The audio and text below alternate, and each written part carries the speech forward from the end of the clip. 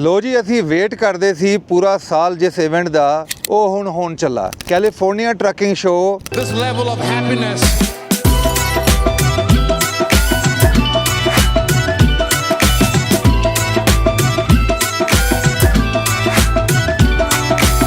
October 4 ਤੇ 5 ਤਰੀਕ ਨੂੰ ਹੋਣ ਚੱਲਾ ਓਨਟਾਰੀਓ ਕਨਵੈਨਸ਼ਨ ਸੈਂਟਰ ਵਿੱਚ। ਤੁਸੀਂ USA ਟਰੱਕ ਸੇਲ ਦੀ ਵੈਬਸਾਈਟ ਤੇ ਜਾ ਕੇ ਸਕੈਨ ਕਰਕੇ ਬਾਰਕੋਡ ਨੂੰ ਆਪਣਾ VIP ਪਾਸ USA ਟਰੱਕ ਸੇਲ ਦੀ ਕਨੈਕਸ਼ਨ ਤੋਂ ਲੈ ਸਕਦੇ ਹੋ।